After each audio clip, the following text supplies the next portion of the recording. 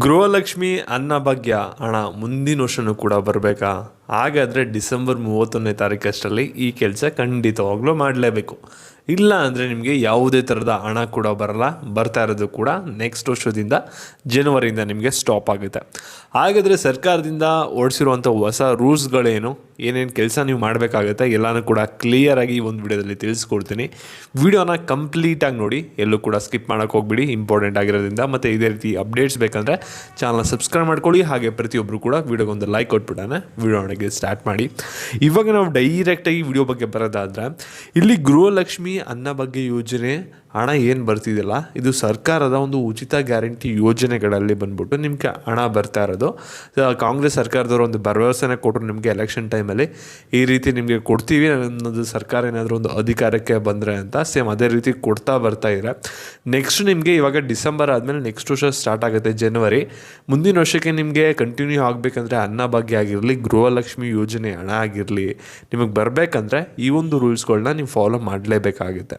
Follow ಮಾಡಲಿಲ್ಲ ಅಂದರೆ ನಿಮ್ಗೆ ಹಣ ಏನು ಬರ್ತಿದೆಯಲ್ಲ ಅದು ಕಂಪ್ಲೀಟ್ಲಿ ಸ್ಟಾಪ್ ಆಗುತ್ತೆ. ಮತ್ತು ಇಲ್ಲಿ ನೀವು ಕೇಳ್ಬೋದು, ಹಾಗಾದರೆ ಈ ಒಂದು ರೂಲ್ಸ್ಗಳು ಯಾರ್ಯಾರಿಗೆ ಅಪ್ಲಿಕಬಲ್ ಆಗುತ್ತೆ ಅಂತ. ಇಲ್ಲಿ ಯಾರ್ಯಾರು ಒಂದು ಅನ್ನಭಾಗ್ಯ ಯೋಜನೆಯ ಅಕ್ಕಿ ಮತ್ತು ಹಣನ ಪಡ್ಕೋತಾ ಇದ್ದೀರಾ, ಮತ್ತು ಗೃಹಲಕ್ಷ್ಮಿ ಯೋಜನೆಯ ಹಣನ ಪಡ್ಕೋತಾ ಇರಲ್ಲ, ನಿಮಗೇನೆ ಮೇಯ್ನ್ ಇದು ಅಪ್ಲಿಕಬಲ್ ಆಗುತ್ತೆ. ಶಕ್ತಿ ಯೋಜನೆ ಬಳಸಿದರೆ ನಿಮಗೇನು ಎಫೆಕ್ಟ್ ಆಗೋಕ್ಕೆ ಹೋಗಲ್ಲ ಇದು, ಯಾಕೆಂದರೆ ಸರ್ಕಾರದವರು ಹೊಸ ಒಂದು ರೂಲ್ಸ್ ಆ್ಯಂಡ್ ರೆಗ್ಯುಲೇಷನ್ಸ್ನ ತಂದಿದ್ದಾರೆ. ಮತ್ತು ಅನ್ನಭಾಗ್ಯ ಯೋಜನೆದು ಹಣ ನವಂಬರ್ ತಿಂಗಳದು ಆಗಲೇ ಎಷ್ಟು ಜನಕ್ಕೆ ಬಂದಿದೆ, ನಿಮ್ಗೇನಾದರೂ ಬಂದಿಲ್ಲ ಅಂದರೆ ನೀವು ಸ್ವಲ್ಪ ದಿನ ವೆಯ್ಟ್ ಮಾಡಿ, ಬರುತ್ತೆ. ಮತ್ತು ಗೃಹಲಕ್ಷ್ಮಿ ಯೋಜನೆದು 4ನೇ ಕಂತಿನ ಹಣ ಬಂದಿಲ್ವಲ್ಲ ಅಂತ ನೀವು ಕೇಳ್ಬೋದು.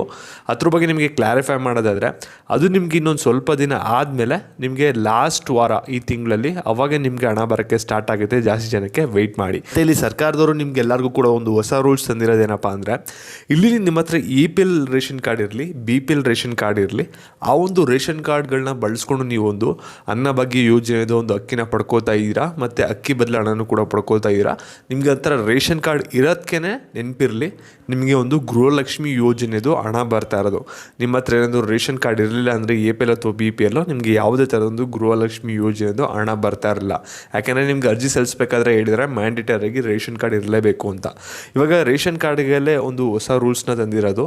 ಇಲ್ಲಿ ನಿಮ್ಮ ಹತ್ರ ಏನಾದರೂ ಒಂದು ರೇಷನ್ ಕಾರ್ಡ್ ಇದೆ ಅಂದರೆ ಈ ತಿಂಗಳು ಡಿಸೆಂಬರ್ 31ನೇ ತಾರೀಕಷ್ಟರಲ್ಲಿ ನಾನು ಹೇಳೋ ಕೆಲಸನ ಕರೆಕ್ಟಾಗಿ ನೀವು ಫಾಲೋ ಮಾಡಿ ಮಾಡಿಸ್ಕೊಳ್ಳಿ. ಏನಾದರೂ ಇನ್ ಕೇಸ್ ಆಗಿಲ್ಲ ಅಂದರೆ, ಇಲ್ಲಿ ಯಾರ್ಯಾರು ಈ KYC ಮಾಡಿಸ್ಕೊಂಡಿರಲ್ಲ ಪ್ರತಿಯೊಬ್ಬರು ಕೂಡ ಈ KYC ಪ್ರೋಸೆಸ್ನ ಡಿಸೆಂಬರ್ 31ನೇ ತಾರೀಕಷ್ಟರಲ್ಲಿ ಮುಗಿಸ್ಕೋಬೇಕಾಗುತ್ತೆ. ಏನಾದರೂ ಮುಗಿಸ್ಕೊಂಡಿಲ್ಲ ಮಾಡಿಲ್ಲ ಅಂದರೆ ಈ KYCನ ನಿಮ್ಮ ರೇಷನ್ ಕಾರ್ಡ್ಗಳಿಗೆ, ನಿಮ್ಮದು ರೇಷನ್ ಕಾರ್ಡ್ ಬಂದ್ಬಿಟ್ಟು ಕ್ಯಾನ್ಸಲ್ ಆಗುತ್ತೆ. ನಿಮಗೆ ಹಣ ಬರ್ತಾ ಇರೋದು ಅನ್ನಭಾಗ್ಯ ಗೃಹಲಕ್ಷ್ಮಿ ಯೋಜನೆ ಸ್ಟಾಪ್ ಆಗುತ್ತೆ. ಅದಕ್ಕೋಸ್ಕರ ನೀವು ಪ್ರತಿಯೊಬ್ಬರು ಕೂಡ ಬೇಗ ಈ KYCನ ಮಾಡಿಸ್ಕೊಳ್ಳಿ. ನಿಮಗೆ ಅನ್ನಭಾಗ್ಯ ಯೋಜನೆ, ಗೃಹಲಕ್ಷ್ಮಿ ಯೋಜನೆ ಹಣ ಮುಂದಿನ ವರ್ಷ ಬರೋದು ಕೂಡ ಕಂಟಿನ್ಯೂ ಆಗುತ್ತೆ. ಯಾರು ಮಾಡಿಸ್ಕೊಂಡಿಲ್ಲ ಅವ್ರಿಗೆ ಮಾತ್ರ ಅಪ್ಲಿಕಬಲ್ ಆಗುತ್ತೆ. ಮಾಡಿಸ್ಕೊಂಡಿದ್ರೆ ತಿರ್ಗಾ ಮಾಡಿಸ್ಕೊಳ್ಳೋ ಅವಶ್ಯಕತೆ ಇರಲ್ಲ.